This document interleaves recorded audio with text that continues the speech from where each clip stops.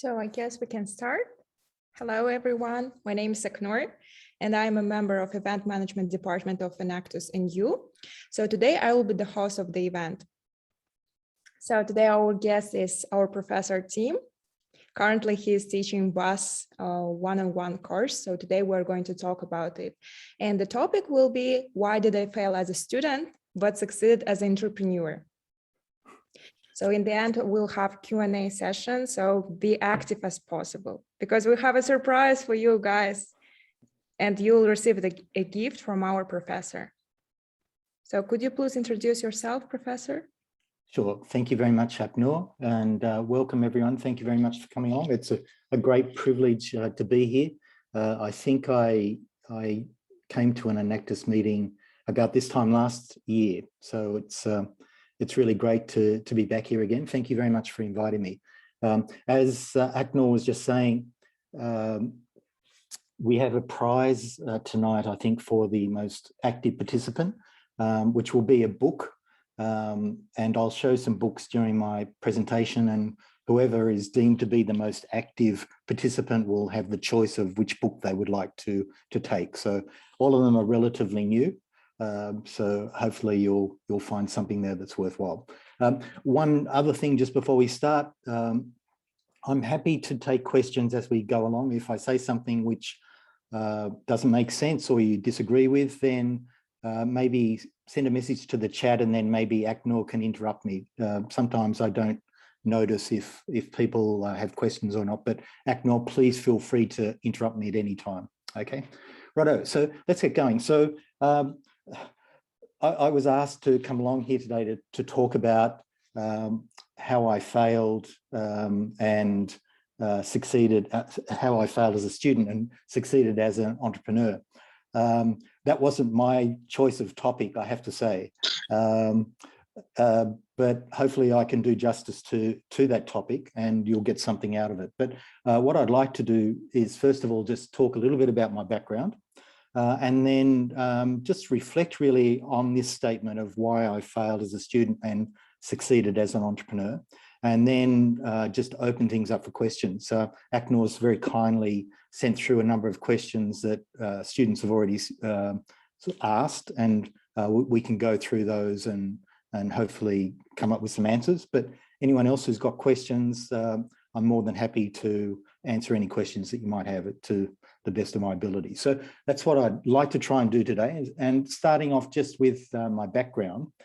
So I'm originally from Australia, which is quite a long way actually from Kazakhstan. And I've been here now, I think this is my 8th winter. So we foreigners often describe our time particularly in Nur-Sultan, in terms of the number of winters we've experienced here. So I think I'm coming up for my 8th winter here.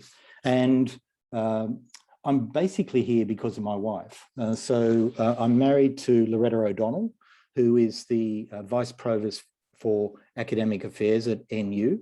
And we have 3 wonderful daughters, all of whom are still based in Australia. They've sort of grown up there, living their own lives. And that's probably the major downside of being here in Kazakhstan, is away from our immediate family, but we try and keep in very close contact. So really that's why we're here. And Loretta and I actually met not while we were undergraduate students, but while we were doing MBAs, full-time MBAs. And I was sort of thinking, when I was considering this presentation, of maybe going off into something of a tangent and just talking about how we actually ended up here in Kazakhstan, and also something which may be perhaps of relevance or interest to you guys is, how do you actually manage a relationship where people have got, say, each person in the relationship has got, say, a serious career. So I'd imagine that, some of you guys are probably in relationships with other students. And once you get out of here, maybe you start to think about families and all that sort of stuff. It can be challenging. And so I was thinking about giving you some free, gratuitous advice about relationships, but I probably don't have time for that. But if at the end, if anyone's interested, we can sort of talk a bit more about that and how Loretta and I actually ended up here. Okay, so that's a little bit about family. In terms of my own background, I didn't actually fail as a student, so I'm sorry about that. So I'm sort of a failure in terms of the speech tonight, if I can say that. But I've got sort of basically an economics and commerce background. So I did an undergraduate degree in economics. I did a master's degree in economics and did a full-time MBA, as I mentioned. I originally trained and worked as a chartered accountant, which is similar to a CPA. I worked for Deloitte's, and I then left after about 5 years of working and went and did the MBA at the Australian Graduate School of Management. And after that, I co-founded a management consulting firm where we focused on trying to help and build up smaller to medium-sized enterprises, not large organizations, really startups and small businesses, trying to help them, where we saw that there was a niche in the marketplace. And from there, I was recruited to become the CEO of what was initially a very small organization, 5 people. And we grew it into a business which had a couple of 100 employees. We set up operations in the US. I spent a lot of time traveling all over the world, which was not as glamorous as it sounds, I can assure you. It was a bit of a grind. And then from there, I became involved in various startups in Australia as either the CEO, director, or an investor. And since I've been here, I've been involved in various business projects here. Not all of them hugely successful. One of my early experiences was working with some Kazakh colleagues that I met up and worked with for a while. And we were working on a particular project, and it got to the point where it looked as though it had some promise. And so I decided to put in not much money at all, about 10,000 US dollars. But then it just completely vanished. The money just went. So that made me a bit, I guess, skeptical about projects here. And to be honest, since then, I've tended to focus more on trying to work on projects with younger people, because I think that younger people are really the future of the country, particularly in the entrepreneurial sphere.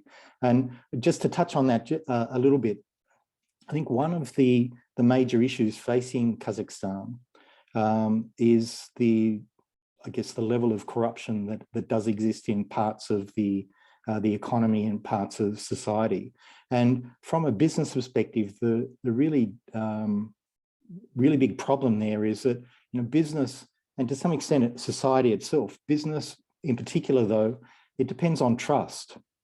You're depending on someone. If you are buying something from someone else, then you're depending upon them to deliver it and when they say.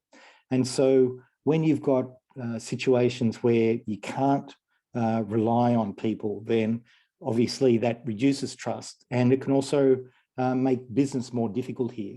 And so I think in some ways there's a new generation of business people and entrepreneurs coming through, which hopefully is going to allow entrepreneurs and business in general to flourish here and move away from perhaps what have been some of the more traditional aspects of the Kazakhstan economy up till now. So that's just my observation. But one of the reasons why I'm keen to talk to young people like you is that I truly do believe that you are the future of the country, particularly in this respect. Okay, so I've been involved in quite a few projects. I helped to develop and deliver the NU transformation workshops for the NU transformation program. And from there, I was, because I was doing that with some of the, with the dean of the business school and a couple of other senior people, they invited me to become involved in the development of the Biz 101 course, the core course in business. So I helped to develop that, and I'm an instructor in the Entrepreneurship and Management module there. I'm a member of the Rotary Club of Astana. I don't know whether you're aware of Rotary, but Rotary is the world's largest community service organisation with, I forgot exactly the number of people, but something like 1.4 million people, I think, and over 30,000 Rotary clubs around the world, just all focused on trying to help their local communities. So I've been a member there since 2015 and was the president in 2020-21. I'm the chair of the executive committee for the NU Solidarity Initiative. So that was set up to try and help particularly frontline medical workers during the COVID-19 pandemic, to try and help them in various ways. So I think we've raised over 50 million tenge and distributed at this stage just over 40 million tenge. A lot of that has gone to protective gowns for hospital workers, frontline medical workers, where they couldn't get these protective equipment from anywhere else. So we sort of stepped in and provided the protective equipment for them. More recently, we've started to focus on sort of more longer term goals, where we've sponsored a hackathon to try and create more awareness about the importance of vaccination.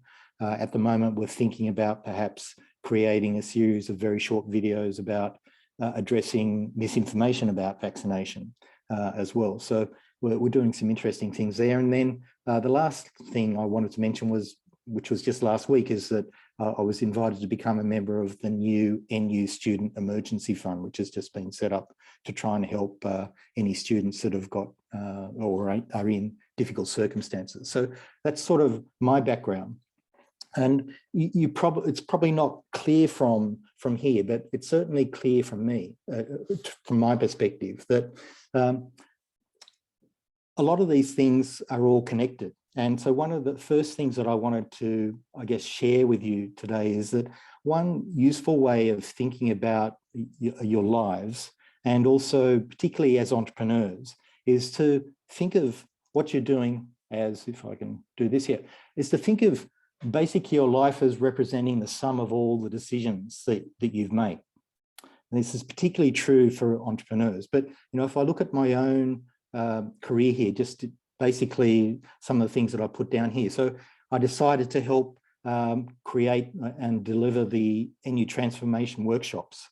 That was a decision. But from that decision, I was then invited to become an NU instructor in the Biz 101 course. I decided to join the Rotary Club of Astana, and as a result of that decision, I was then later invited to become part of the Solidarity Initiative. And as a result of becoming part of the Solidarity Initiative, I was invited to become part of the Student Emergency Fund. So hopefully you can get the sense that a lot of these things are connected. And I think that particularly for entrepreneurs, when you're starting off a venture, you really want to think about how every decision you'll make is adding to the outcome of your venture. You want to be thinking about how your venture really represents the sum of all the decisions that you are making. And of course, you may not have control over everything that's happening to you. I'm not suggesting that we all have complete control over everything that happens, but no matter what happens to us, we always have the choice to make a decision about how we react to something which is outside our control. So from that point of view, our lives do represent, I think, the sum of all the decisions that we make. Even though we may not be able to control everything that happens to us, we can control how we react to things. And so I just wanted to spend just a moment just exploring this a bit more and saying, okay, so if you're in a situation where you feel as though your life is, and the sum of all the decisions you've made are maybe not where you want to be right now, then I would suggest have a look at some of those decisions, have a look at your decision-making process and see how you might be able to improve it. So you may be able to see some conscious decisions that you've made, which maybe in retrospect were not the correct decisions. That's fine. You can then learn from that and move on. And we'll talk more about that in just a moment. But you may also find that a lot of the reasons for why you are here right now, maybe not exactly where you would like to be, is not because of conscious decisions that you've made. It's because of more subconscious decisions that you made. And often a lot of what we do every day is driven by our sort of subconscious decision-making, our patterns, or another word for it is our habits. And so the first suggestion that I have, or the first book recommendation that I have, is a fantastic book called Atomic Habits. If you can see it, Atomic Habits, okay, by James Clear. So if anyone likes this book and wants to participate, then you can choose this book if you would like. But it's a fantastic book which just gives you a really good understanding of how we end up where we are, how our habits can often drive our behavior and drive our outcomes, and what you can do to try and change that situation, become more aware of them, change your habits so that you end up with habits that actually serve you rather than having habits that are maybe going against where you want to go. So even if you don't win this book or you don't want to choose it, I would highly recommend this book for everyone here because it's full of great insights. So that's the first thing. Another book which is maybe worthwhile looking at, which is more not so much to do with habits, it's more to do just with conscious things that you could do to maybe improve what you're doing, is a really great book called Tools for Titans, which is by a guy called Tim Ferriss. Tim Ferriss wrote The 4-Day Workweek. Maybe you've heard about that. But personally, I think this is a much better book. It's full of interviews with really interesting people, just about how they develop their lives, how they've set it up. Lots of really good suggestions on what you can do to just be more productive and enjoy your life more. So that's a really good book as well. So there are 2 books then that you could be thinking about if you're interested in decision-making and how maybe you can improve your decision-making to really improve the sum of where you are. I'd really recommend both those. So that's basically my background. And what I wanted to turn to now was just to reflect a little bit on this question, this difficult question of why I failed as a student and succeeded as an entrepreneur. Well, it's probably not a question. I'd just say it's a difficult statement. So to be honest, I don't really like this statement very much for a few reasons, but the main reason is that I think it's too simplistic.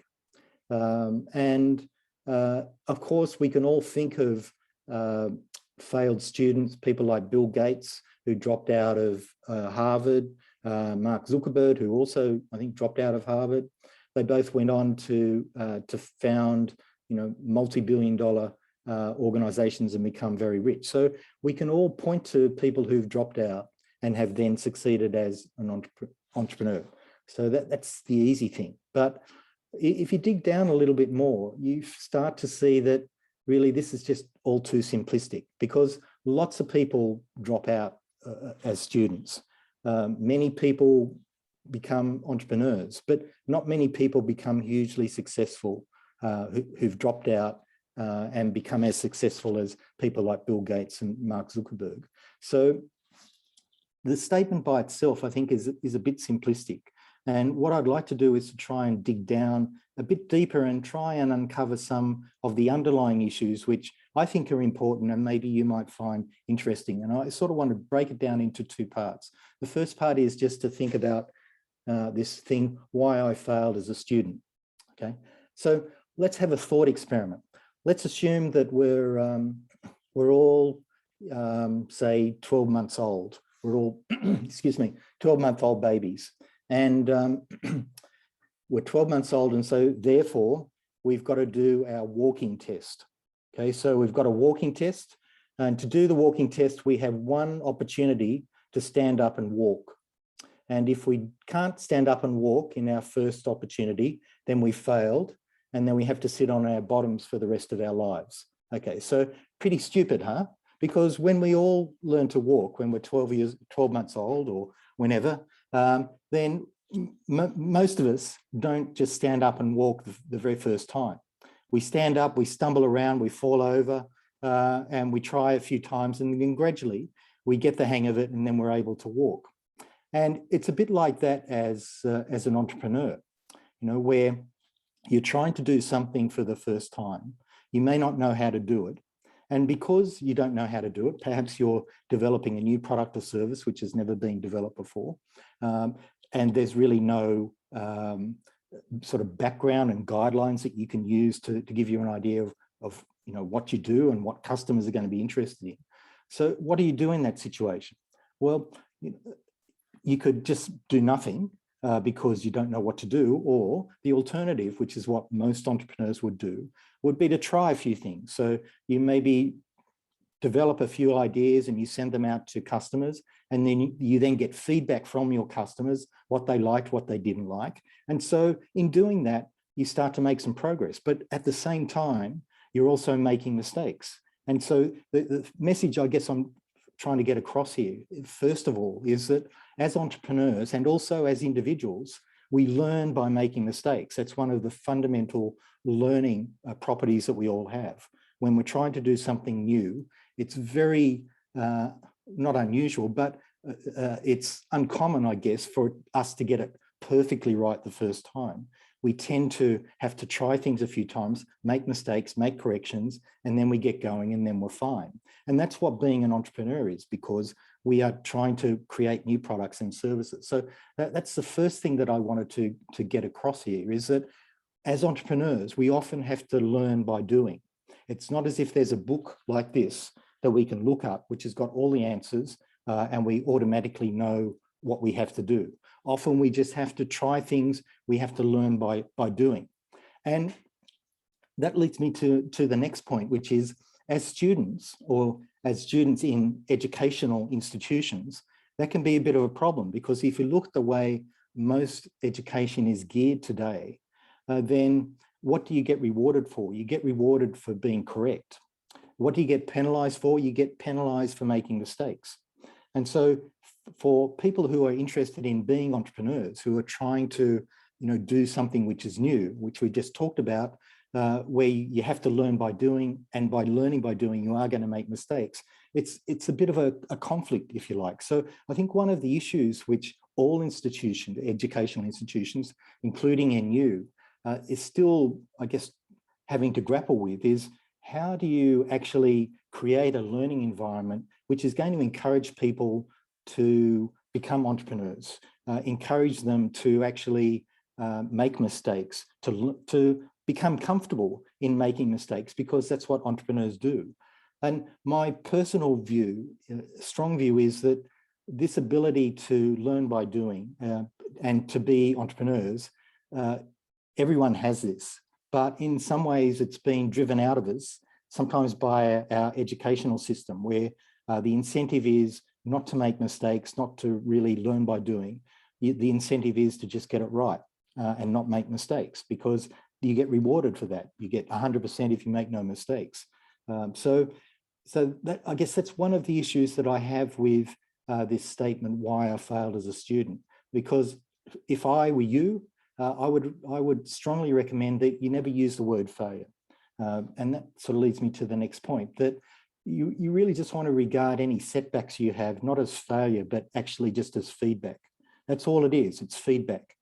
So as long as you're committed to whatever your goal is, and things don't quite go the way that you're hoping they'll go, that's not failure, that's just feedback.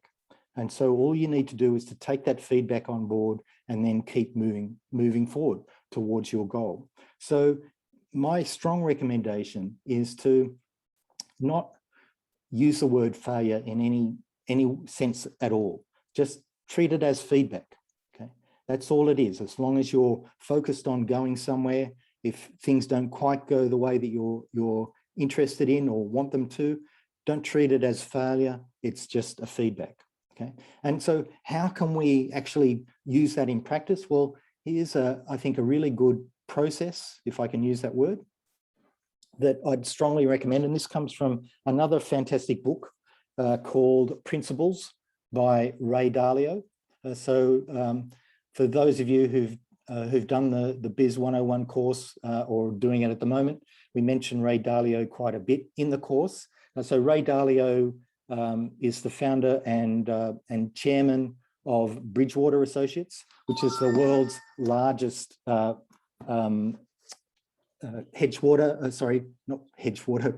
Associates is the largest hedge fund in the world, with I think around $150 billion of funds under management. So a really huge organization. And in recent times, Ray Dalio has started to write a lot about his experiences at Bridgewater He's written some very interesting books about debt crises, the changing world order, but he's probably most famous for this book, Principles. And one of the things that he talks about in the book is this 5-step process.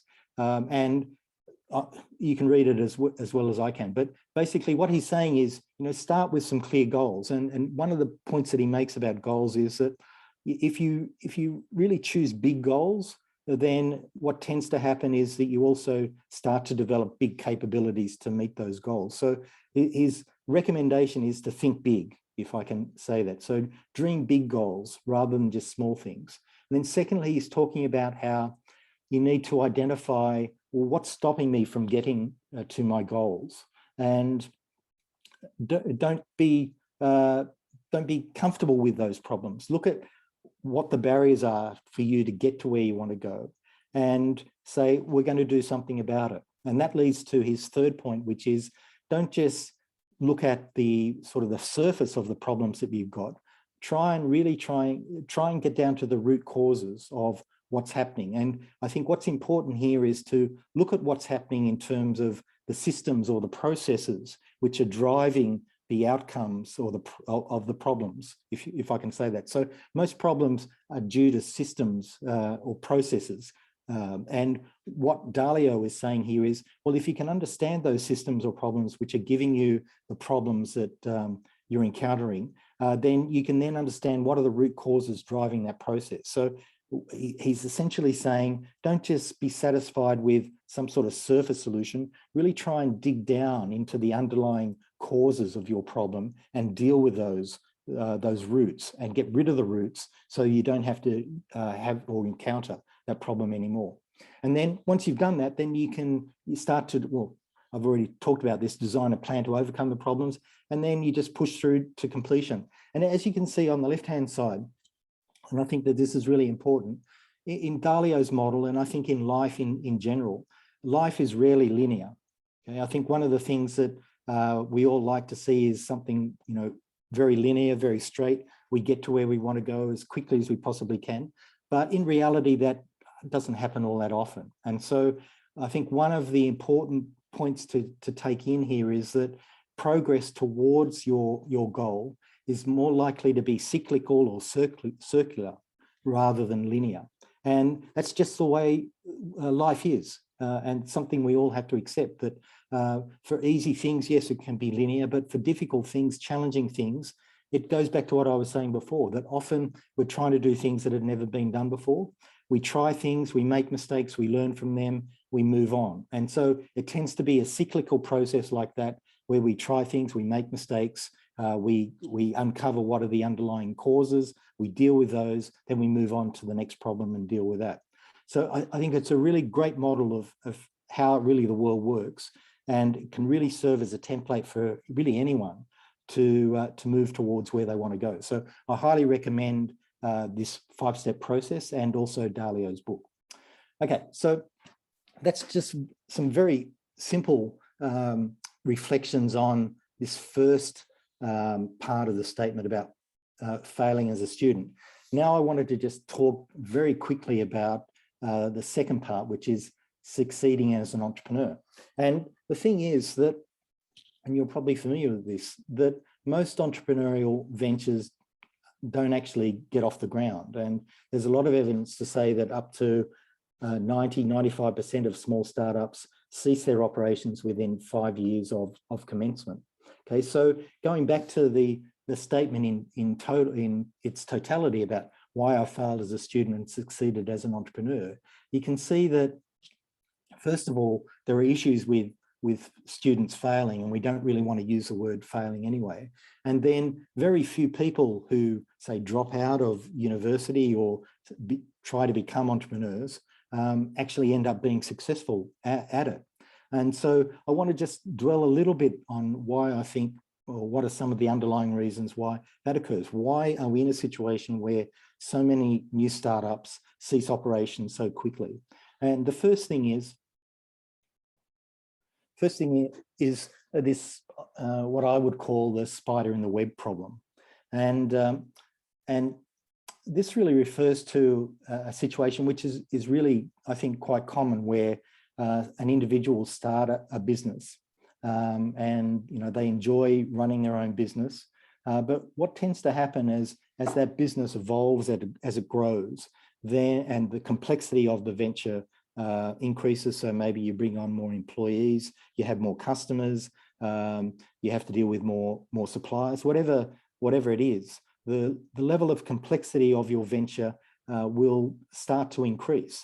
And if you're the individual, if you're the spider who's in the middle of your web trying to control everything, as the complexity of your venture begins to increase, then it can become increasingly difficult for you really to be able to make all the effective decisions that you need to make. So I think one of the first things that causes problems for entrepreneurs, and is one of the reasons why so many ventures fail, is because they can't get out of this really first stage, where you've got, say, an individual entrepreneur who set up a business, they're the spider in the web, and they don't really go through the process of really creating an institution or an organization around them. And I'll talk a little bit more about that in just a moment. And I think one of the reasons why perhaps so many entrepreneurs don't do that is because they don't know.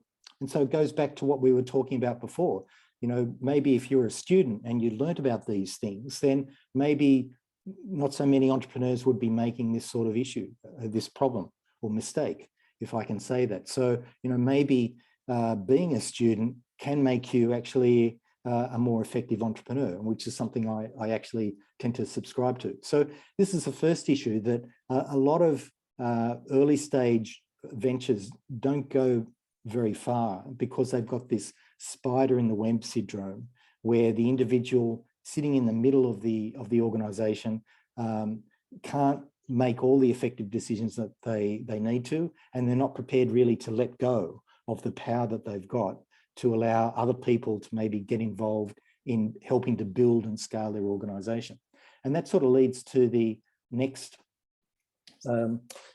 issue, which for those of you who've, yeah, sure. Sorry for interrupting. Yeah. No worries. One of our students has a question. Oh yeah, sure. As that, yeah. Yeah, thank you very much, Tim, for your presentation. It really gives a lot of ideas while you're reflecting upon the statement of failing as a student, dropping out as a student and succeeding as an entrepreneur. I just wanted to ask about the complexity. So, I have experience of managing very small teams and things like this, but also one of the problems might be of why entrepreneurs might not be making effective decisions is that they don't know how to transition from the small kind of team management, where you have just the team of 10 people, to 100 people.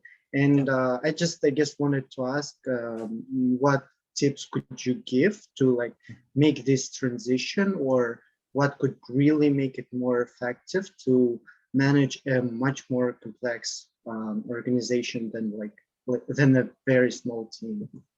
Okay, great question, Azlet. So thank you very much. And so that's a great lead-in actually to really, how do you organize yourself better? So if we were a spider in the web, an individual, as Azlet was saying, maybe managing a small team of 10 people, how do you actually move beyond that? And one of the things we talk about in our Biz 101 course is the idea of an entrepreneurial venture as really being comprised of something called a human institution. And that human institution being comprised of three major elements: individuals, which is pretty obvious, teams, and systems. And so I think we all understand individuals. So, maybe we've got 10 people in our organization. And one of the things that we talk about in the course, I won't go into any great detail now about it, is that there's a lot of evidence to show that teams tend to make better decisions than just individuals. And one of the reasons for that is that, and I don't want to go down this rabbit hole too far, but all of us, we're seeing the world through our senses. So all of us are getting lots of data in every second in through our five senses. which we're trying to process, but we don't have the internal bandwidth to really process it all. And so all of us over time build up simplified models of what's actually happening in the real world. So it's our perception or our representation of the world that we're seeing. And so obviously all of us are not seeing everything in the world. And so we have these simplified models, we have our representation, and they may not be accurate. And so if we're an individual and we're trying to make effective decisions about our business and we're just by ourselves, then we could have particular blind spots about things based on our perceptions, based on our beliefs, our experiences, all those sorts of things.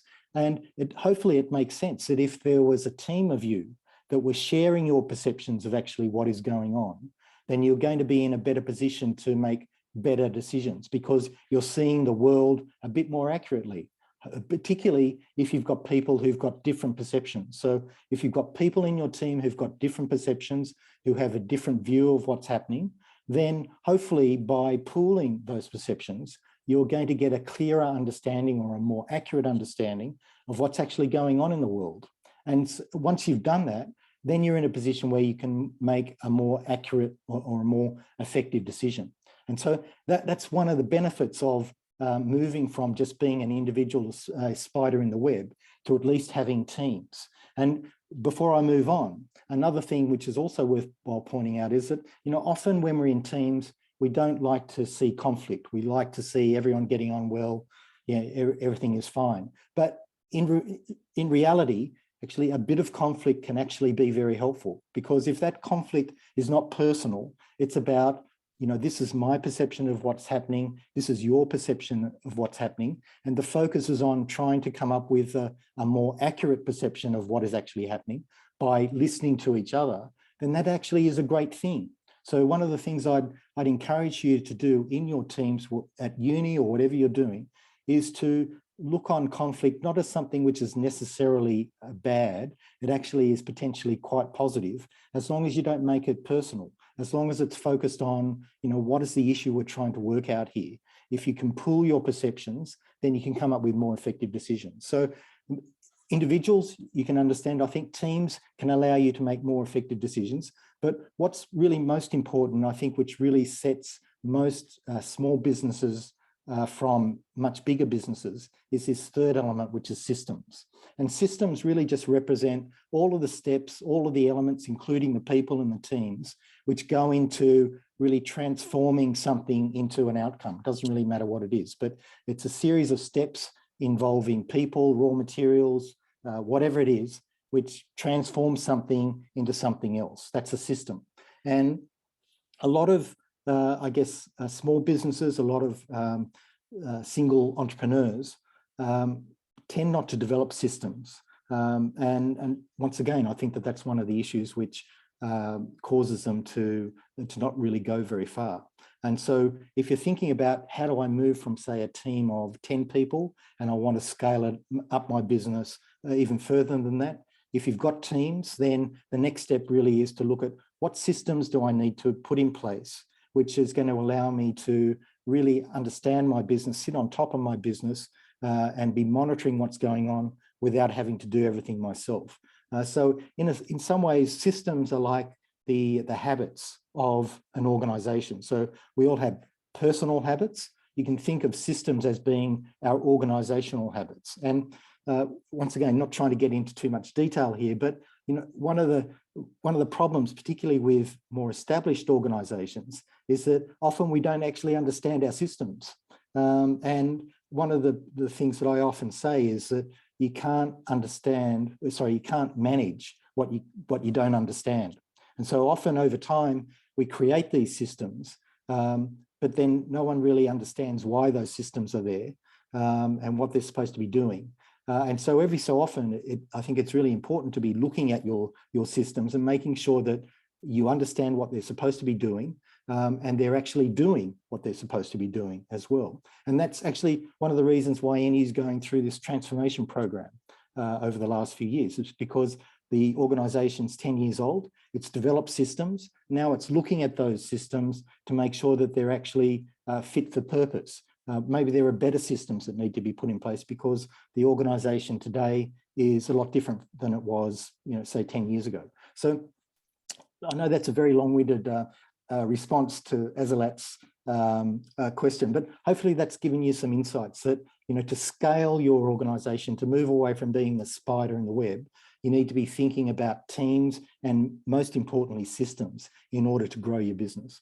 Okay, so that then sort of leads me to another point that I wanted to make about why entrepreneurial ventures can fail, particularly in the early stages. And we've talked a little bit in the initial part of this discussion about how often entrepreneurs, because they're just doing something new, they're creating their new product or service, there's no sort of experience that they can fall back on to give them an understanding of what they should be doing. So they're having to make decisions under conditions of uncertainty. Actually, sorry, I'll just stop for a moment because I think there's another question. Ayalum? Yeah. Oh, yes. Thank you very much for your presentation. It's really great. I cannot express how many insights I'm gaining from your presentation. Thank you very much. So my question is related to teams again. So before we move on, I wanted to ask this. So I have an experience of leading teams multiple times.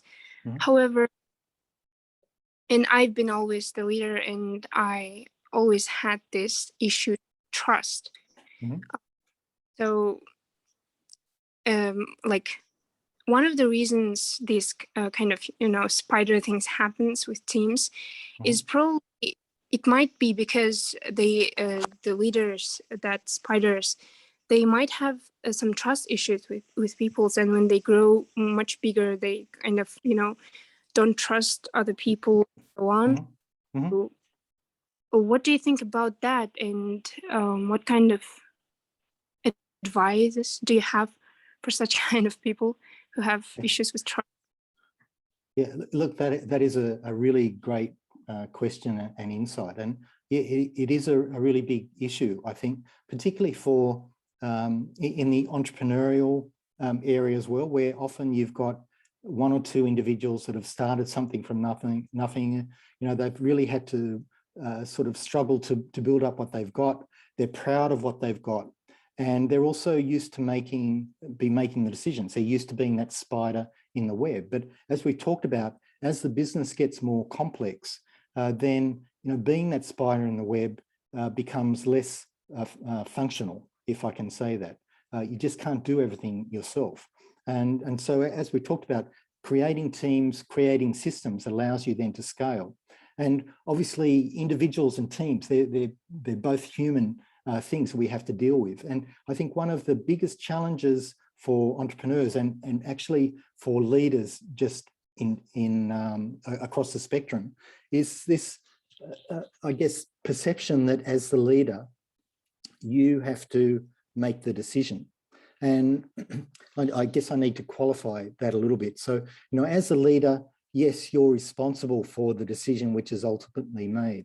But one of the things that Ray Dalio talks about, which I think is really true, he has this statement which goes something like, all I'm interested in is the right answer. The right answer doesn't have to come from me.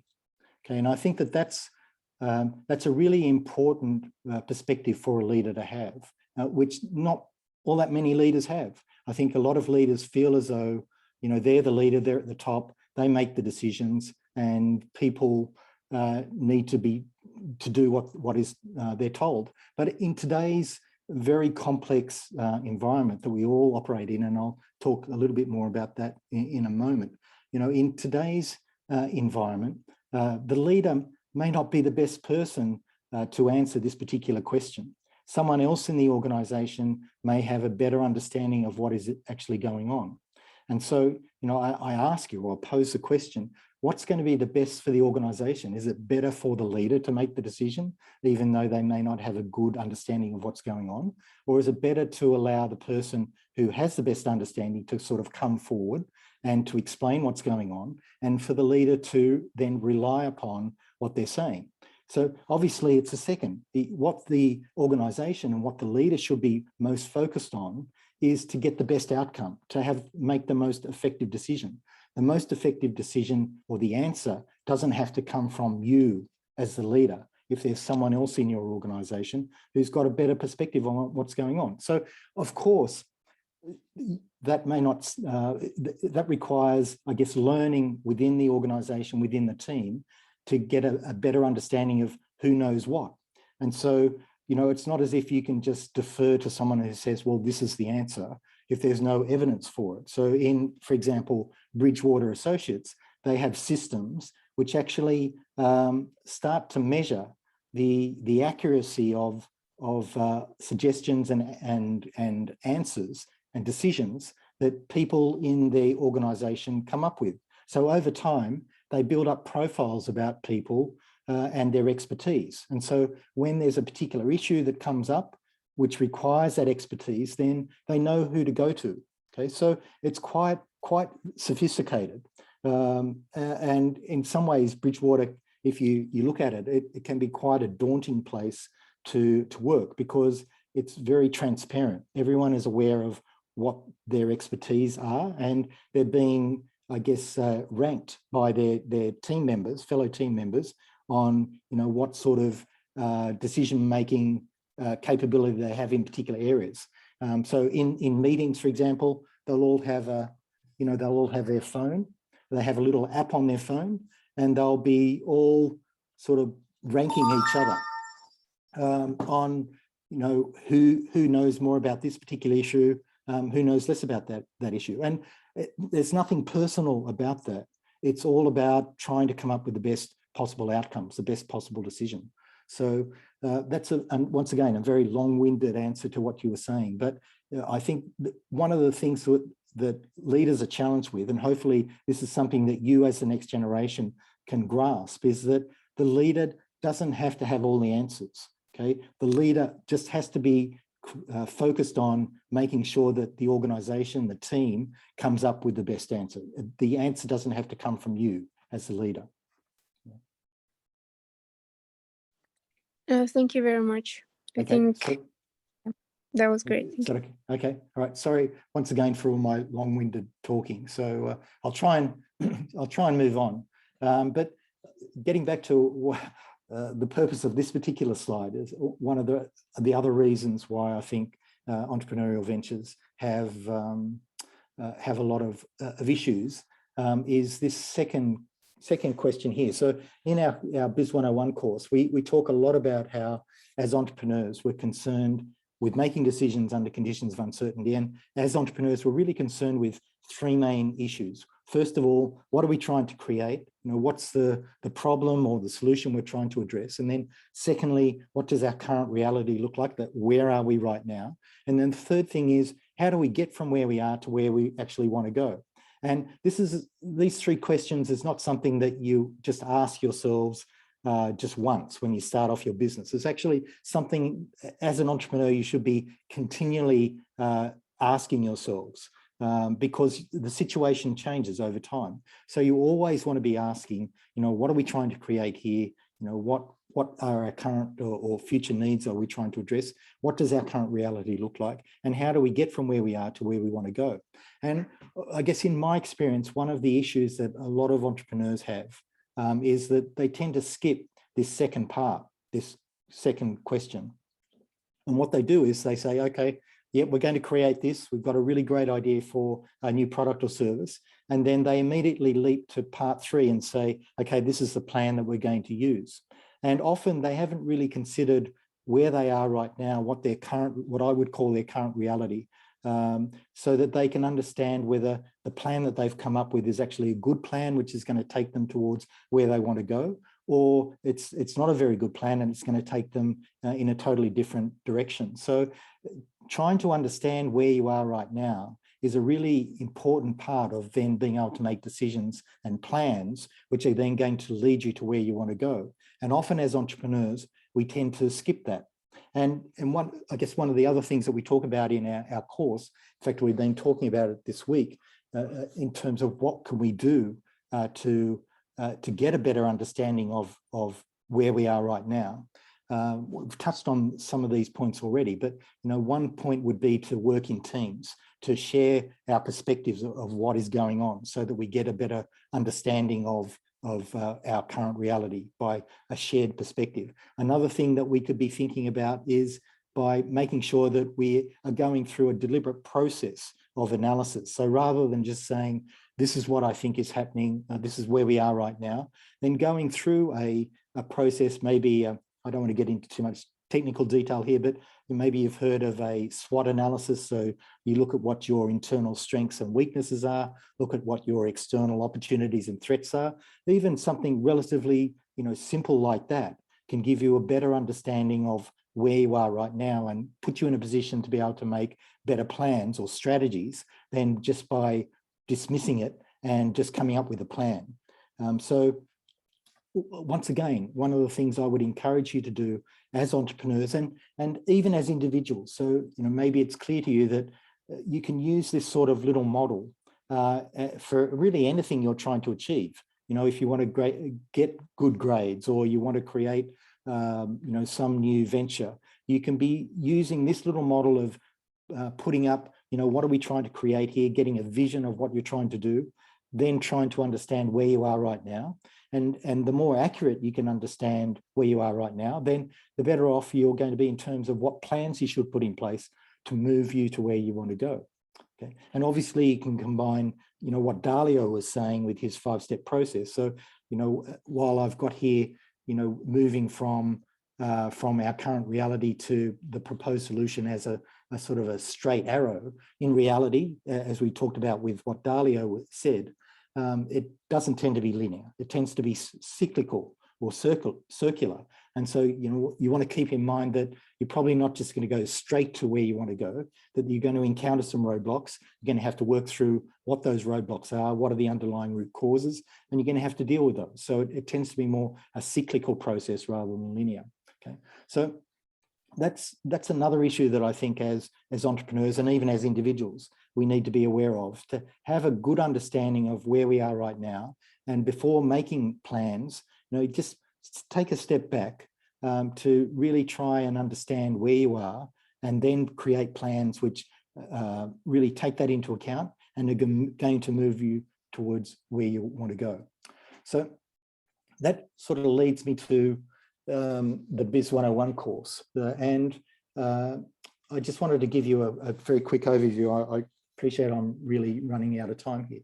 But for those of you who haven't done our course, it was created last year, and really it was created by, or asked to be created by the provost of Nazarbayev University, Provost Artesida.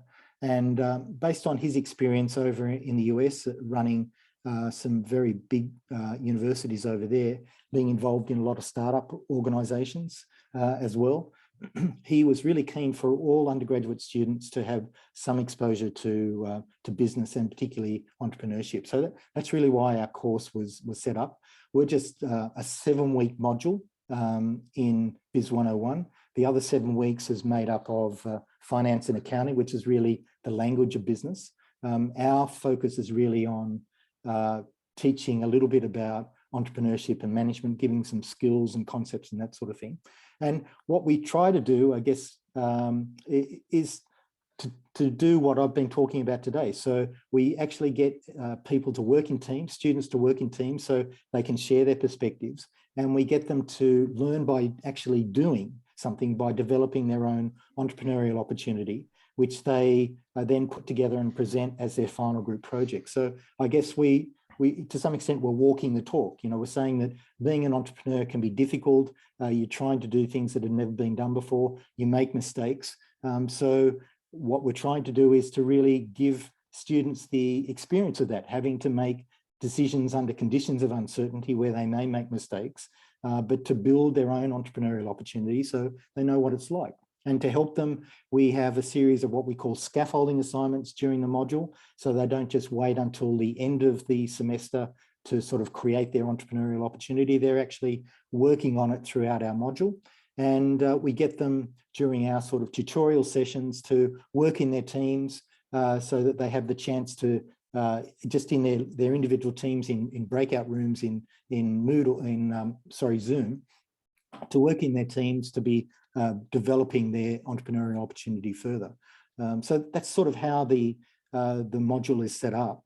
And the best student projects at the end of the semester have the opportunity to then join the Neuros ABC incubator program to potentially take their idea further if they want. There's no obligation to do that, but they have that opportunity.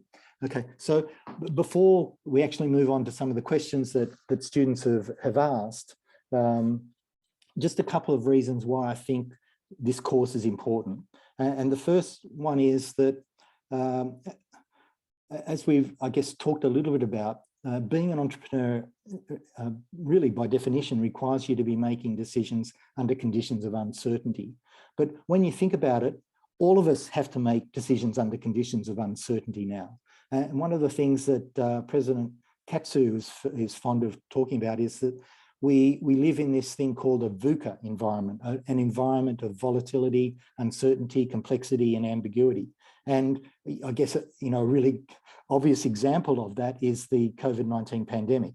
You know, hopefully some of you are now back on campus, but obviously over the last 18 months, all of our worlds are being disrupted a great deal. And so that's, I guess, a reflection of what all of us have to deal with in our lives, in our work, in our study. And so becoming more familiar, becoming more comfortable with being able to make decisions under conditions of uncertainty is not something which is now just restricted to entrepreneurs. It's really relevant to all of us as managers, as students, just as individuals. All of us have to be making decisions under conditions of uncertainty. So hopefully our little course can give people some tools, some concepts that can help them to be more comfortable and make more effective decisions when it's an uncertain environment than they could before. Even if they decide that, no, we don't want to be entrepreneurs, hopefully they can get something out of our course. So that's the first thing. The second thing is that Kazakhstan needs more entrepreneurs. And so, you know, all of you here today, I would really encourage you to think seriously about being entrepreneurs because your country needs you.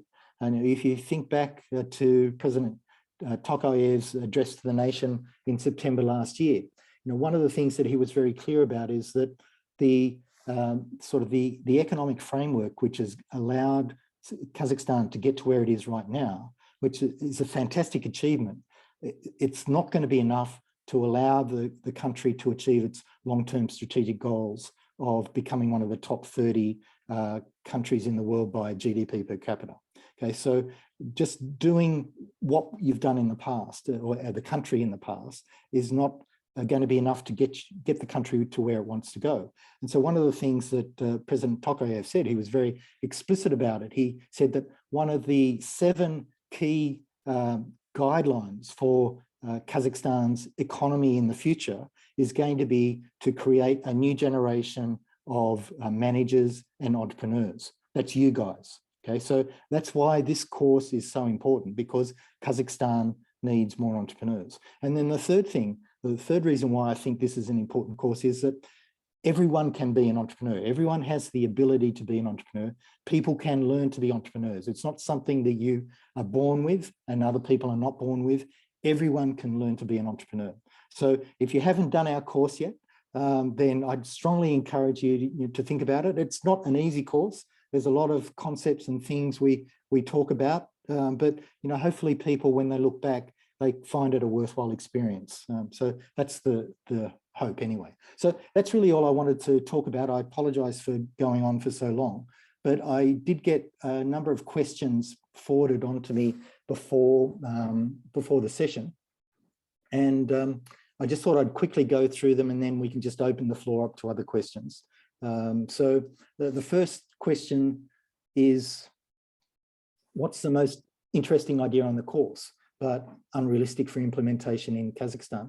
So I thought this was a really interesting question because I don't really have a ready answer for it. If I was to say anything, I would say that one of the things that I think students still need to become more comfortable with is to think big, to be more ambitious in their goals. So I think one of the issues in the course so far is that most of the entrepreneurial ventures that people have been working on have tended to be local ideas.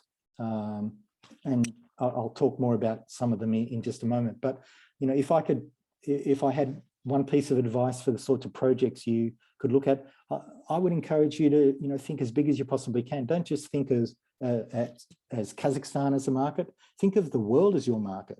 That's where the opportunities are. And in some ways, there's some similarities between Kazakhstan and Australia here, where I come from. So both countries are very large. Kazakhstan's the 9th largest country by land size. I think Australia's the 7th. Both have relatively small populations. Kazakhstan has just over 18 million, I think, and Australia has about 25. Both have a lot of natural resources, which they've relied upon.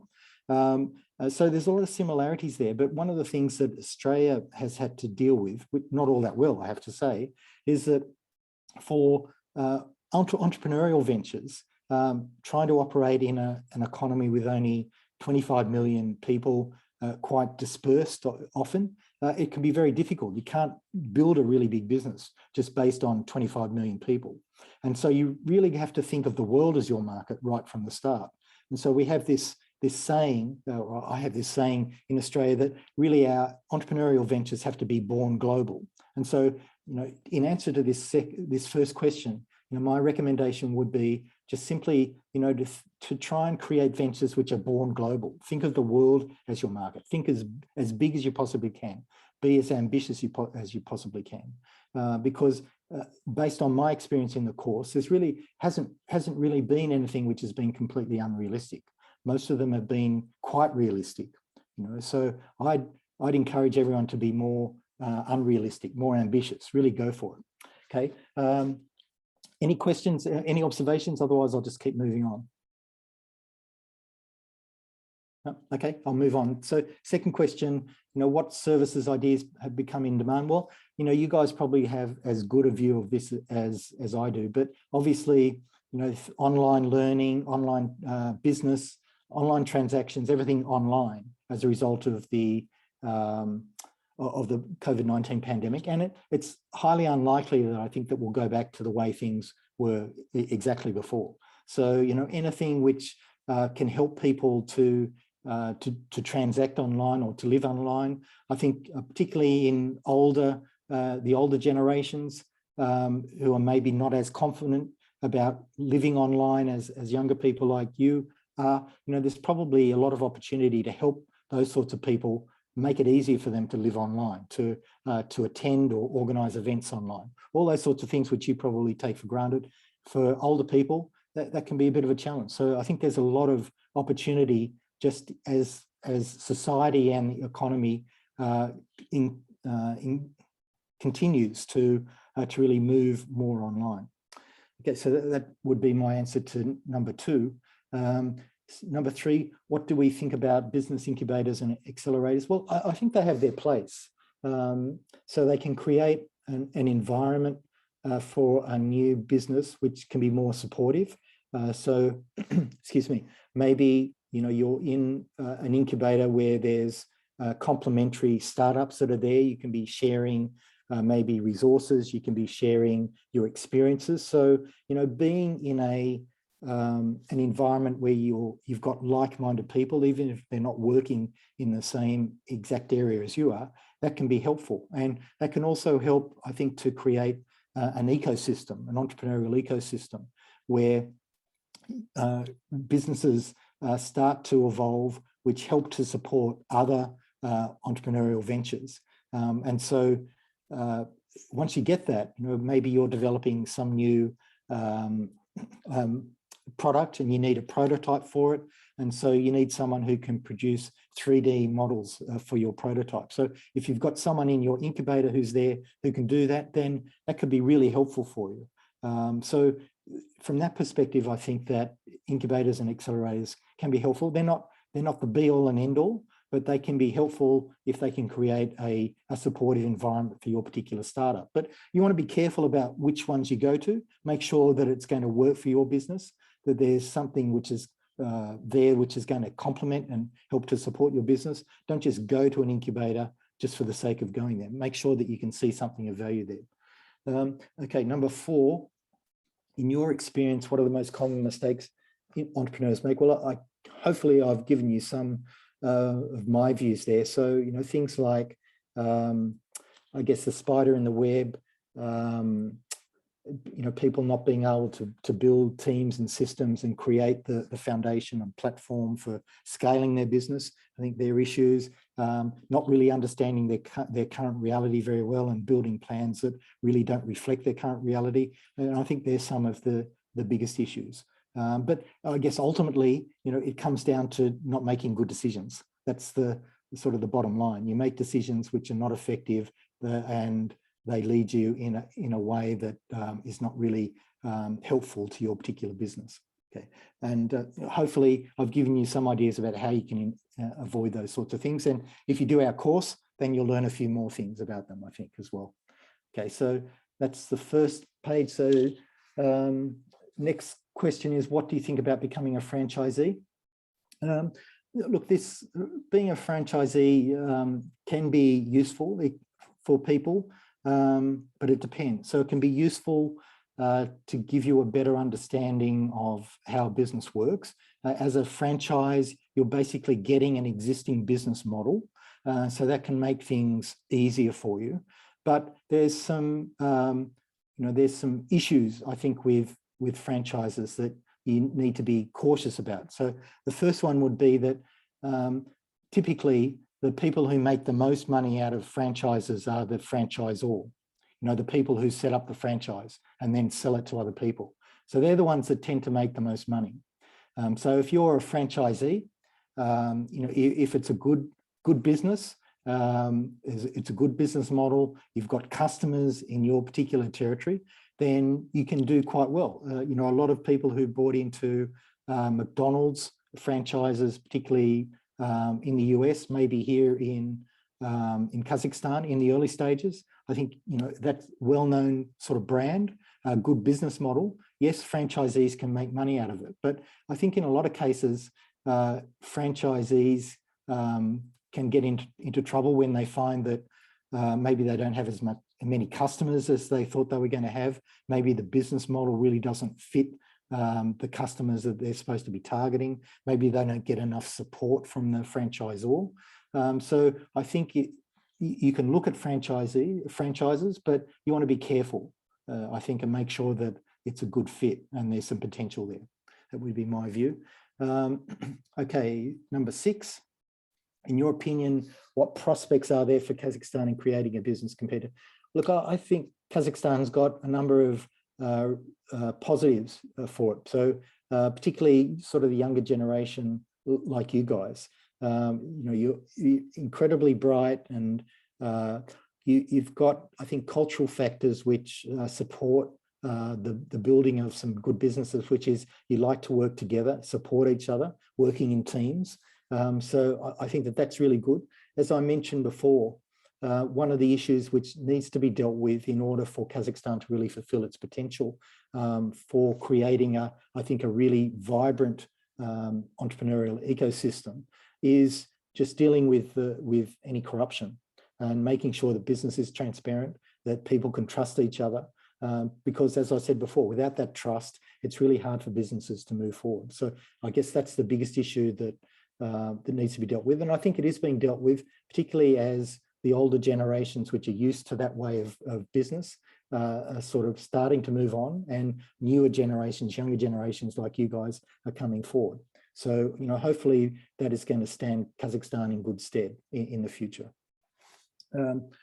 Okay, next question. What are the main qualities of a successful businessman? Well, I've talked a little bit around this, but, I would go back to, excuse me, what Ray Dalio said.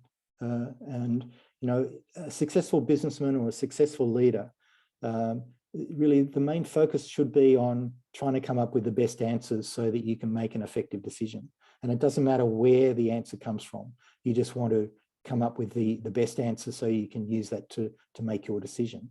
And associated with that is the ability to create effective teams, to create effective systems, which allow you to then support your business and also support the decisions that you're making. So I guess a successful businessman or business person is all those things. And maybe one other factor might be timing as well. I think successful businessmen have a good sense of timing, when it is a good time to start a business, maybe when it isn't such a good time to start a business, which I think is a later question. In fact, it's the question number 9. Okay, so question 8, what books for business can you recommend? Well, I've mentioned a couple of books already, which I would highly recommend. A couple of other more business books, maybe for entrepreneurs in particular. This is a fantastic book called The Lean Startup. Highly recommend this. We use this in the course, but yeah, I would highly recommend everyone reading this. It's just a great read. Another book which is pretty good as well, Peter Thiel's 0 to 1, you might be familiar with as well, about startups. So both of those are pretty good. Ray Dalio's all about business as well, so I'd highly recommend that. So all of those 3 I would highly recommend. I guess they would be my top 3. Okay, I'll keep moving unless anyone wants to interrupt. So what are the most common mistakes which most beginners make? Well, hopefully I've covered that, and you've got some sense of the sort of mistakes that people make. So spider in the web, as I said, not really understanding current reality, not building teams and systems which allow you to scale your business. That would be the key things. And then how can you judge whether something would really work? That's another really good question. And the short answer is, well, often you can't. And that's the nature of being an entrepreneur. If you're trying to develop a new product or service, which has never been done before, you may not know whether it's actually going to work. And so one of the things we talk about in our course is this notion of, particularly when we're trying to work out, what do customers really want or need? What solution are they looking for, which they're not getting at the moment? And you may only have assumptions about what they're interested in. So there's this concept that we talk about called the minimal viable product. And simply that's your product or service, which has got sort of the minimum attributes or features that you think are important. And you develop that, you put it out to potential customers. You may give it to them, or if you can, you may be able to sell it to them. But the main purpose of putting out that product is not so much to sell it, it's to really get feedback from real customers on what they think about it. And so that's one example of what you can do to try and better understand what customers want, and then be in a better position to make decisions about which way you should go. And that, I guess, leads me to the final thing that I'll say, unless there are more questions. And that is, one of the things that I think is a characteristic of being an entrepreneur is that it's a bit like the scientific method in action. Okay, because we talked a little bit today about having to make decisions under conditions of uncertainty, and essentially to deal with that, you can apply the scientific method. You can create hypotheses or assumptions. You can then go and test those hypotheses, collect empirical information, find out whether your assumptions are right or wrong, and then you can move on. Okay, so for those of you who come from a more technical background, science, engineering, maths, whatever, then there could be something in being an entrepreneur that could be appealing to you, because from my point of view, it is pretty much about the scientific method in action. So that's really all I wanted to say. I'm sorry I've talked for too long, but I get wound up, and I really believe in this stuff. So I apologize for talking for so long. If anyone's got any other questions or any other comments, I'm more than happy to stay here as long as you want. Professor, we have actually a lot of questions from our students. So let's start from Biket. He was the first. Good day, mates. Thank you, Mr. Wawn, for this event. I was surprised when you said you were from Australia, because I'm a big fan of Shark Tank's Australia. Okay, good. If you heard about it. So I have one question. Knowing what you know now, is there anything you would have done differently? Can you give one specific example from your past? So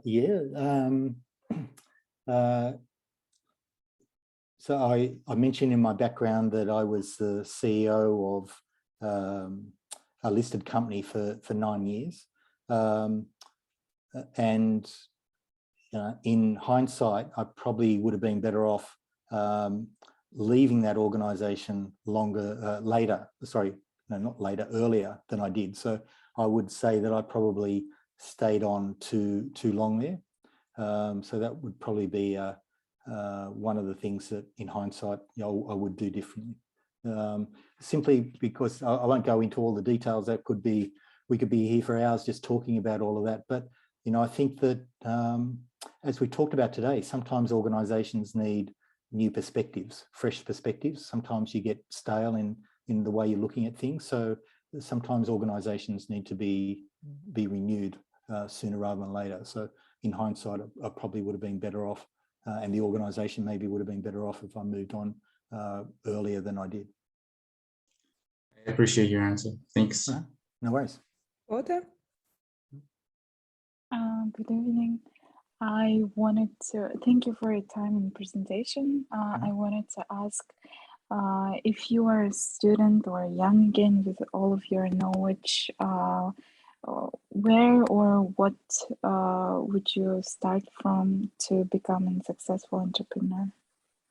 Okay, that's a really good question. And look, the short answer is that I don't think it really matters. And once again, I could sort of bore you for hours on sort of more of my background to give you more context. But, I almost by accident, I ended up studying economics and becoming an accountant at the time, which, in hindsight, I probably didn't need to do or really wanted to do. I never really saw myself as someone who's going to be an accountant for the rest of their lives. But it just happened to be where I started.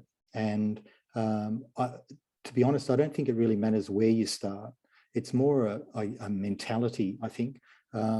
If I was to make any observations, I think that people that have got technical background, engineering, science, maths, STEM, any sort of STEM background, that with a combination of business knowledge, so having some understanding of being an effective entrepreneur, I think that can be really powerful.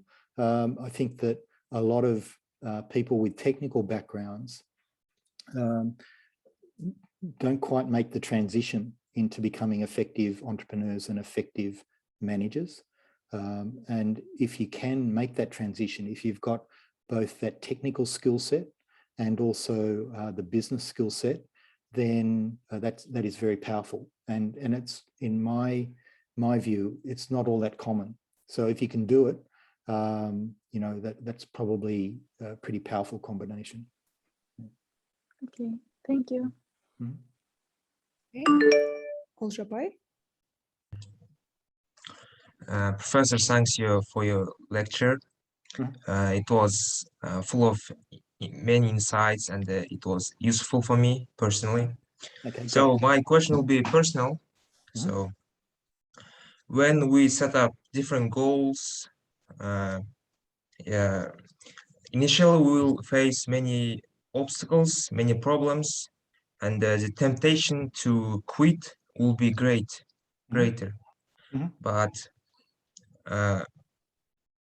as you know, some goals might be unattainable, and how to know the right time, how to know that it's time to quit. So great when question. you set up some goals. Yep, it's a great question. Look, my response would be that I think all of us would be surprised at what we can attain and what we can achieve, and that what tends to happen is that we set goals below which it's possible for us to achieve. I didn't really mention this, but really the only time that we fail is when we actually say, okay, we're going to give up now. That's really the point where we can say, okay, we're giving up on that. But I think I was deliberating whether to put this slide in or not, and I ended up not doing it. But I was going to almost end this session by something which I think is probably the most critical thing for all of us, not just entrepreneurs, but us as individuals. And you may have seen this this quote, but it's about persistence. I can't remember it exactly, but it's essentially saying that people can be really talented, people can be very educated. None of those things is going to guarantee your success. The thing that guarantees your success in the end is persisting. It's not giving up. So if you don't ever give up and you just continue towards your goals, then hopefully, ultimately, you're going to achieve it. So if you never decide to quit, you just keep going for it, as Dalia was saying, in this cyclical process, working out what the things that are blocking you from achieving that particular goal. If you just keep persisting, learning from your mistakes, making plans to deal with the underlying root causes, and you just persist in that, then there's no reason why you can't be successful at whatever you aim for. That would be, I guess, my answer. So it's up to you whether you think this is something which is not achievable or not. But I would say to you, if you remain persistent, then you'll surprise yourself in what you can do. Yes, thanks.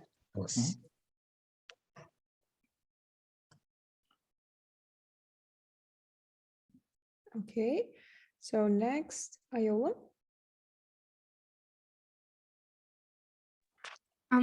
Thank you again for your presentation. It was great. No worries. So, thank you. So my question is that, what do you think about this common situation when people start business for the sake of starting and not for the sake of an idea or a product? Yeah, that's a really good question as well. Look, I think that this is a major problem all around the world, particularly right now, not just starting businesses, but say investment as well. And at some point, in my view, there's going to be some sort of reckoning because it's really an unsustainable situation at the moment. So, fundamentally, as a business, to remain in business, you've got to provide customers with a product or service that they're prepared to pay money for. If you can't provide them with that product or service and they don't pay you the money, then ultimately you won't have a business. So maybe, in the current circumstances, there's a lot of startups that are burning a lot of money because the aim is to try and perhaps build as many customers as they possibly can, as quickly as they can. And they're being sold for lots and lots of money. But ultimately, those businesses have got to create a product or service which customers are prepared to pay for. And the amount that they pay is greater than what it's cost that product or service to be produced for, if I can say that. So you've got to be able to make a profit if you're a for-profit business.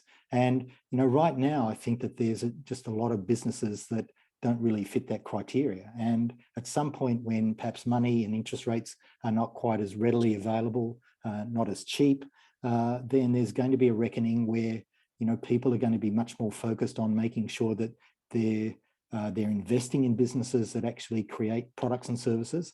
Those products and services deliver value to customers, and customers are prepared to pay money for them. So, right now, that's not quite so clear, but ultimately that's what business is all about.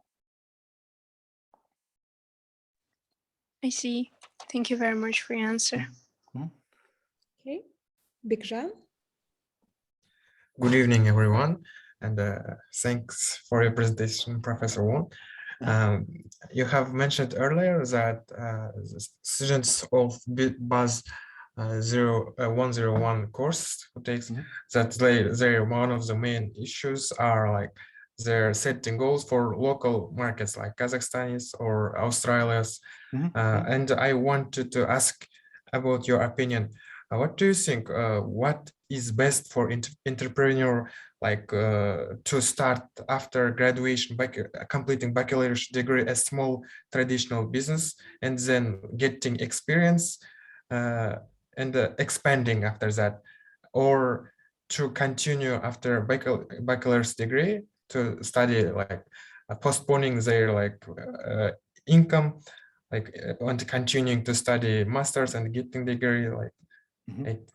Yep, great question. Yeah. Well, look, you've got those two fundamental choices. You can either decide to go on and do a master's degree and build on your knowledge, and then sort of move into business after that. I think really it depends upon what your goals are. So if your interest is in being in business and say being an entrepreneur, personally, I think that you get more value out of doing postgraduate study if you have a bit of work experience, because you have something to relate to.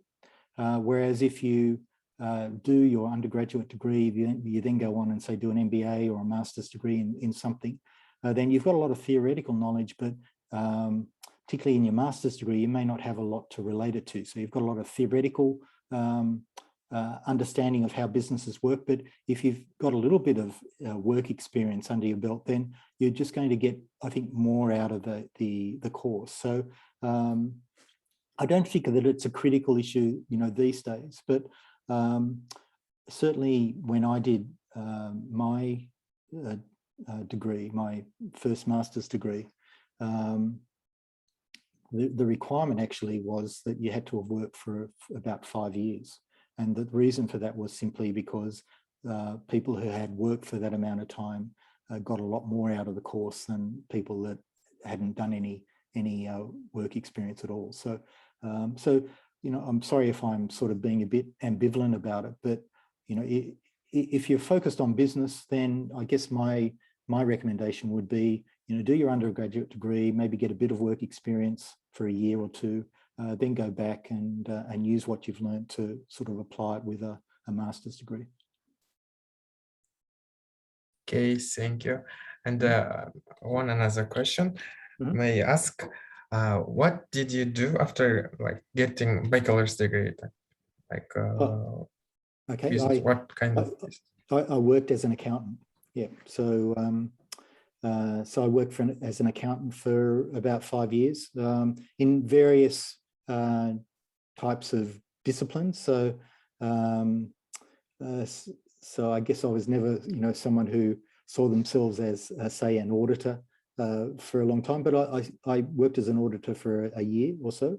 And that was actually a really good experience. But then I moved off into other things, more sort of consulting type projects, more project work, I guess.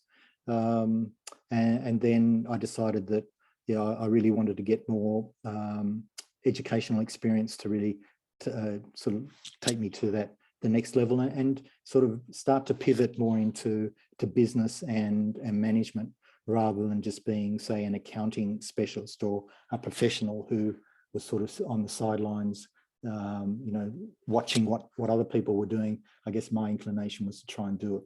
Yeah. Okay, thanks. Mm-hmm. Great. Salima? Good evening. Can you hear me? Yep. Mm-hmm. So currently I'm taking business 101 course. Oh, okay. Yes, and my question will be about our final project. Mm-hmm. I'm really enjoy E&M module, Entrepreneurship and Management. Right. So what advice can you give us, what we have to pay attention to in order to get 100%, if it's possible, for our final project? Okay, good. A good question, and yes, it is possible to get 100%. So for those of you who haven't done the course or are not familiar with it, our final group project, as I mentioned a bit earlier, is to the students present the entrepreneurial opportunity that they've developed, and it has 3 main components. So there's an entrepreneurial component where we get the students to sort of list out what the opportunity is. I don't want to sort of bore you with all the technical terms, but what value are they offering customers? What's the value proposition? Who the customers are? Then what the strategy is to deliver that value proposition to the customers that they've identified. So that's the first thing that's written, and then there's a financial component where the students have to put together financial projections for the next 5 years, so to show income statement and a balance sheet and cash flow and calculate some investment returns. So that's the second component. Then the third component is a video, a 3 to 5 minute video, which is really a pitch, a potential pitch to investors, which is represented by the instructors. So we get each team to do a little video pitch where they talk about their idea and why someone should invest in it. So to go back and answer the question, really, to get 100%, it is possible. And what I would do is I would look at the guidelines for the final group project really carefully, and just make sure you've addressed all the elements that are included in those guidelines. And in terms of your video, try and make it stand out as much as you can. It doesn't have to be long, but try and make it stand out, and make it as sort of creative and as entertaining and as positive as you possibly can. Okay. And so convincing. there are not like restrictions on our video? No. I mean, the more creative, I think we say in the guidelines, you can be as creative as you would like. So the idea should be to really convince the investors that, wow, this is something we should invest in. Okay, thank you. Okay, no worries. Ziad? Okay, yeah. So my question would be more about psychology and like some internal battles that young entrepreneurs, especially like most people in here, I think, are very young, are dealing through. So maybe some of us might be having a feeling like, oh, I'm being required to do so many things. I have these parental expectations that I should complete my degree. I have this expectation that I really want to start a business. I really want to do that or this and that. And it all really pulls apart a person internally, and it might really affect like their desire to continue on, or they like might burn out in this like state of being of feeling that they are expected too much from. So maybe like a tip on how to deal with that, I guess, would be great. Yeah, look, a great point. Look, I completely understand what you're saying, and I think all of you are under a lot of pressure from different avenues.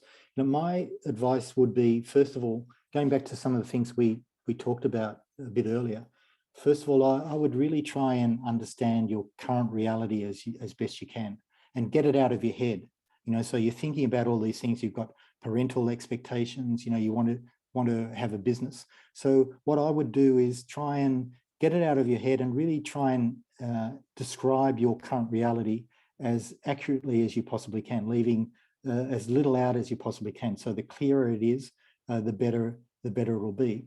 And then maybe even before that, I should have maybe said that, maybe you want to spend a little bit of time thinking about what's most important to you. What's your vision?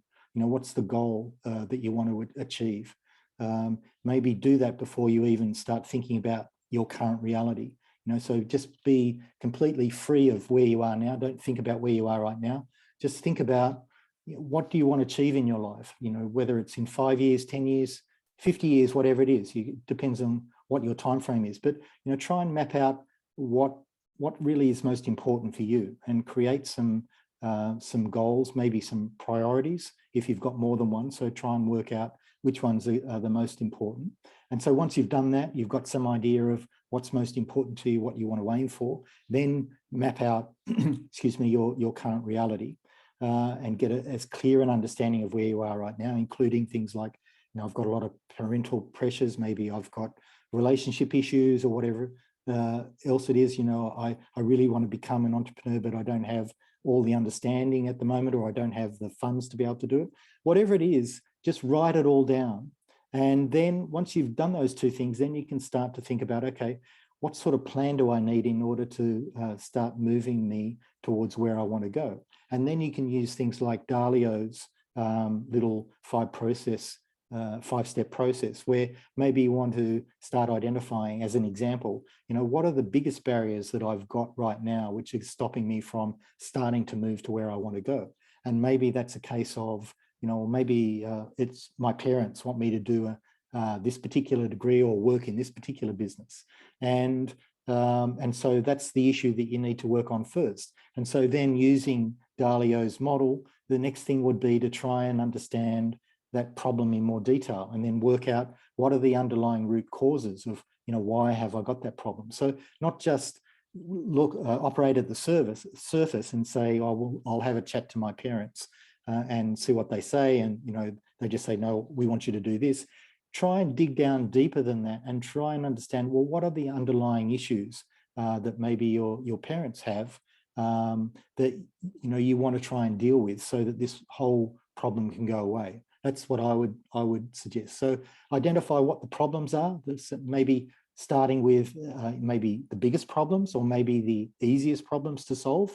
Maybe the easiest problems to solve, so you get some momentum, and then you get going. You deal with that problem, then you move on to the next problem, but you're moving towards the goals that you've identified.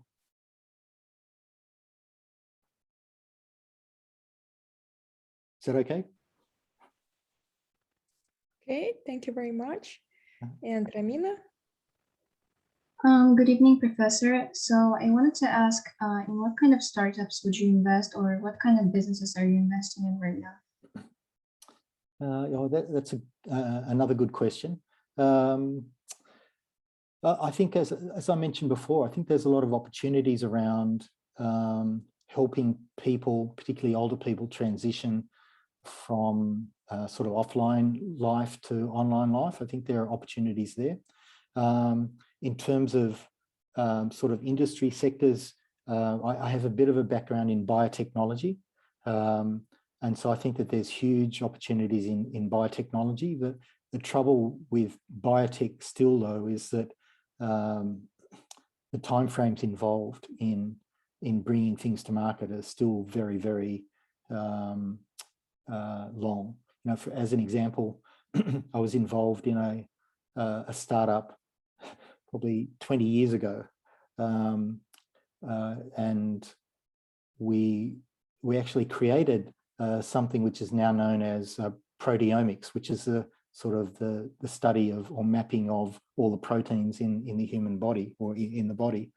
And that was literally 20 years ago. And now it's starting to be talked about as the next big thing after genomics. So it's taken 20 years just to really get to this point where people are prepared to really start investing in sort of early stage businesses. So biotech, a huge amount of potential there, I think, but you need to be patient. But having said that, you know, I think that my sort of investment philosophy, and this goes back to some of the discussion we had a bit earlier, and I think this is good advice for everyone, that, you know, to be a successful investor, basically all you have to do is to buy low, buy when the prices are low, and sell when they're high.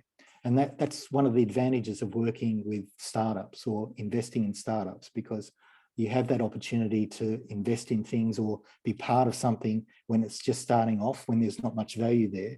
And then as more people become aware of it, then there's a chance to make, you know, significant amounts of money as value is started to be realized. And I guess one of the problems that exist in most investment markets right now is that it's very, very hard to find something which is undervalued from a pure value perspective. So I think, you know, new ventures is something where, you know, maybe you can still capture a lot of value by investing in early stage. Yeah. Thank you so much. No worries. Okay, Bigjan?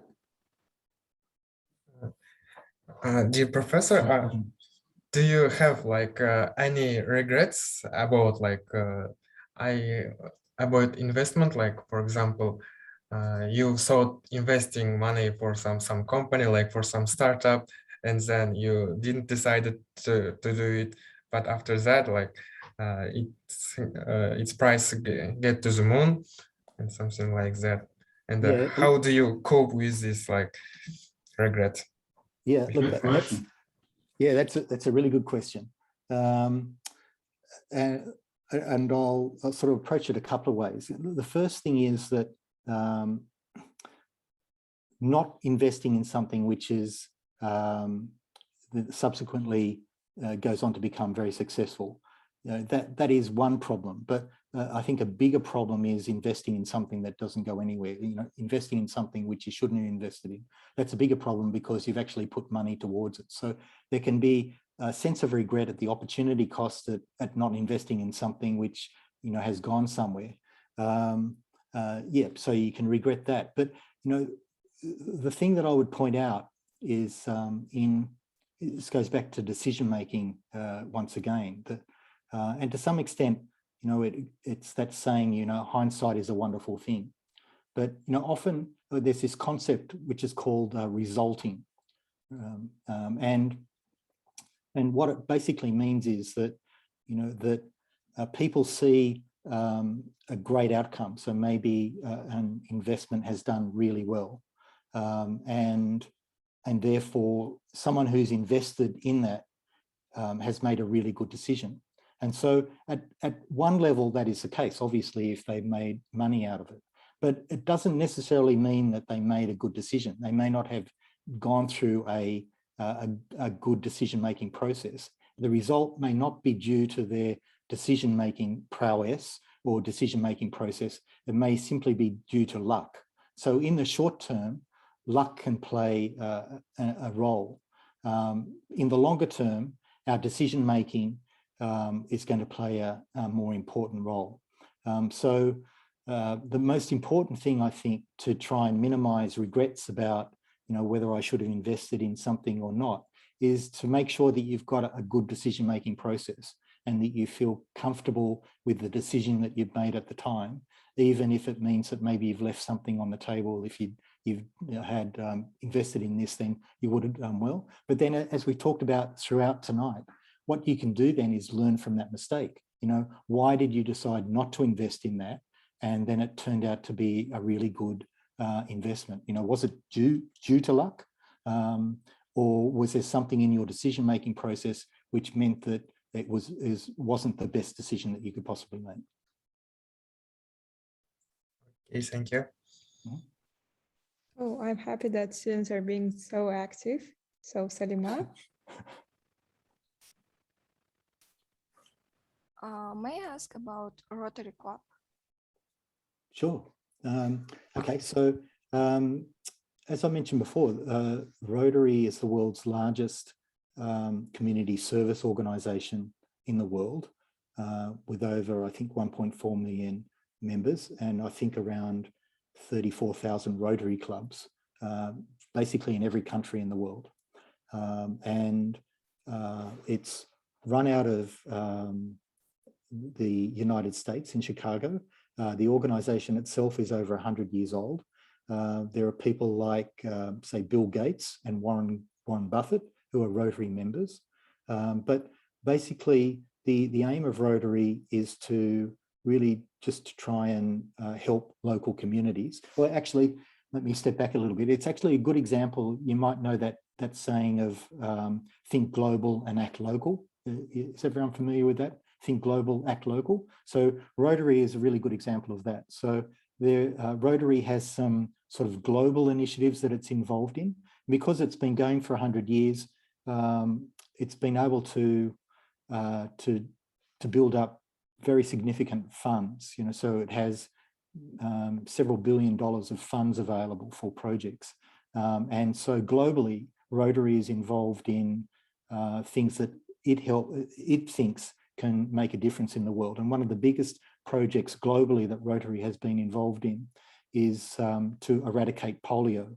So this was way before your time, but maybe 50 years ago, polio, which was a really terrible disease which afflicted a lot of children and caused deformities and death, was a really big issue in many, many countries in the world. And so Rotary decided that they were going to do something about it. So they helped, in conjunction with the Gates Foundation, actually, they helped to develop a vaccine which is very effective. And then they started to produce it, to fund its production, fund its distribution. And at this point, polio has almost been eradicated all around the world. So that's taken, I don't know, 20 or 30 years to do, but that's sort of one example of a global project which Rotary has been involved in. So here in Astana, or Nur-Sultan, we have the Rotary Club of Astana, which has been going since 2015. And we are obviously aware of these global projects, but our role is really to try and do things for the local community. So some of the projects that we've been involved in our club have been, say, to create the first two inclusive playgrounds for kids. So playgrounds not just for kids that are able-bodied, but also kids with special needs. So we raised the money and funded the development of one of these playgrounds out near, it's just behind the National Sports Centre near Eurasian University. And then the second one is in the main Astana Park, just behind the hotel. So we've done that. During the pandemic, we were collecting surplus computers and even mobile phones, distributing them to kids from lower socioeconomic parts of Astana who couldn't get educated online, who couldn't access their school lessons.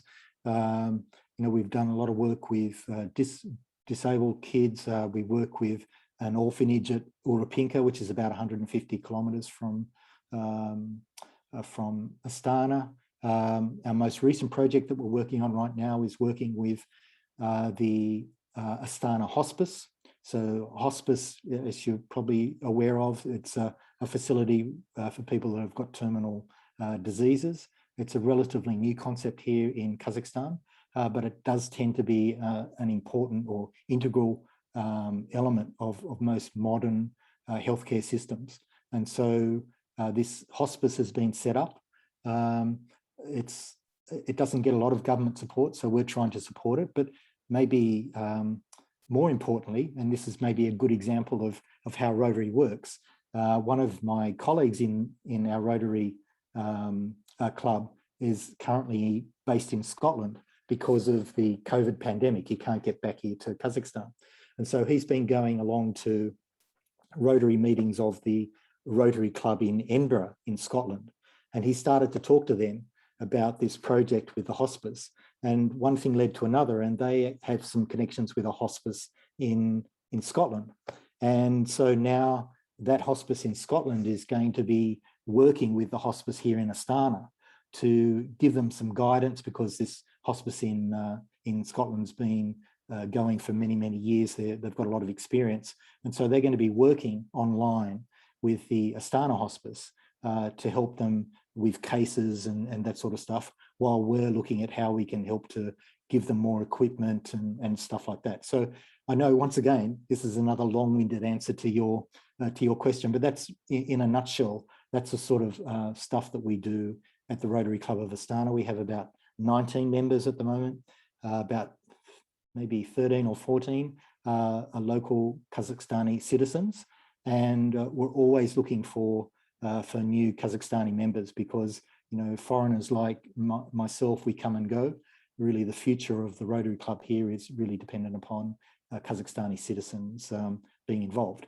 And to just finish off this long-winded answer, there is actually a Rotary entity at NU called the Rotary Club of Nazarbayev University. And so Rotary not only has clubs for sort of older guys, older people like myself, there's also Rotary organisations for sort of university age students from 18 to 30, and even school children age as well. So, if you're interested in finding out more, send me a message and I can put you in touch with some of the people from the Rotaract Club of Nazarbayev University. They're actually doing a project, I think, tomorrow, visiting a hospital or something. So, they're doing some good things. Thank you. So I have heard about Rotary Club because they held camp, like summer camp for children in countryside in Kazakhstan. Last summer I think it was. Yes, before COVID. Yep, before COVID. And also I have read it in autobiography of McConaughey. He was also part of Rotary Club. So I wanted to ask what current active projects that you can suggest us to participate in Estonia. So hospice is one current that because of COVID there are problems with some projects. Yeah, there are. Yeah, it's been limiting. But look, if you're interested, my recommendation would be to talk to some of the members of the Rotaract Club of Nazarbayev University. So if you want to send me your details, if I Aknor, can you post my contact details, maybe my email address or something like that? Oh, I can find. I'm taking your course. Yes. Okay, I'm taking my course. Okay. All right. Okay. So look, just send me a message, Salima. I'm happy to put you in contact with some people there and chat further about it with you. So yeah, thanks for the interest. Yeah. Okay. So, one more question and that's enough from Vikram. Okay, the last question. As I understood, like for joining for Rotary Group, only interest and the willingness is enough. Yes, there is no like requirements. Well, for Rotary, the Rotary Club, you actually have to pay to be a member. So there's that issue. But if you were to join the Rotary Club at Nazarbayev University, which is called Rotaract, I don't think there's any sort of requirements at all there. You can just join. And as I said before, I think they're starting to do some good projects. I think they've got about 20 members as well. So, they were a bit affected by COVID, but they're now starting to really do some things. Okay, thank you. Okay, no worries. Yeah, but if you want to learn more, just send me a message. More than happy to give you more information if you'd like it. Okay, so thank you very much for your presentation, Professor. It was quite insightful and very, very interesting. Sorry it was so long. No. Yeah. So now I guess we have one more thing. So about the most active participant who asked the most interesting question. So Professor, do you have anybody the question was you liked? Look, Aknor, that's very difficult for me to answer. How about you? Would you have an idea of who you think would be the most active participant and ask the best question? I'm happy to defer to you. Okay, then our team, Enactus NU team, have chosen one person. It was difficult for us too, because we record every question that were asked by our participants, and we have chosen Aziat Agishev. Aziat, okay, congratulations, Aziat. Okay, Aziat, so I don't know if you want to do this now, but you have a choice of Atomic Habits or Tools of Titans, or Ray Dalio's sorry, I was just like out for a little bit. Was I given like the choice of the choice? Book? Yeah, you won the prize. So well done, congratulations. Oh, that's so nice of you, Tim. I know. Yeah, I didn't choose. Actually, what Aknor did was actually a good illustration of what we were talking about today, where you had a team of people who made the choice. So I think a much better effective choice than just me choosing. So it's a good illustration of what we've been talking about. Oh, that's nice. Atomic Habits is about habits. The Titans is about what exactly? I'm sorry. It's more. It's just a lot of interviews with different people about how they've, I guess, basically become successful or more productive, Very interesting book. It's pretty thick. But look, if you want to think about it, you can look up each of these books on the internet, find out more about them, and then make your choice. So the choices are, once again, the Lean Startup, which is highly recommended. Peter Thiel's 0 to 1, which is also recommended. Tools of Titans, which you just talked about. Ray Dalio's Principles, and Atomic Habits. Yeah, I think I would go with Dalio, because you were talking a lot about him. Okay, great. And I guess I'm more like oriented for people, so it would be better for me to get a sense of being oriented on processes too. Okay, no worries. Yeah. And I'm right now in Akhtebe, in totally another city. I don't know how to solve this problem. Okay. Well, look, maybe I'll talk to Aknor. Maybe Aknor and I will have a discussion about how we can get it to you. Yeah. Okay. Thank you very much. But congratulations. Okay, no worries. Thanks everyone for coming. Unless there's any other questions, then we can leave it there. But if you think of anything else, please feel free to send me a message, an email. It's just tim.wawn@nu.edu.kz, and I'll be happy to chat to you. And if you haven't already, hopefully you're considering doing the Business 101 course, and hopefully you'll enjoy it. So thanks a lot for hanging in there for such a long time, and all the best with your studies. Thank you very much. Thank Thank you. you. Bye. Thank you. Bye. Bye. Okay, bye-bye. Ахнар, sorry, мне нужно свои контакты или что-то оставить?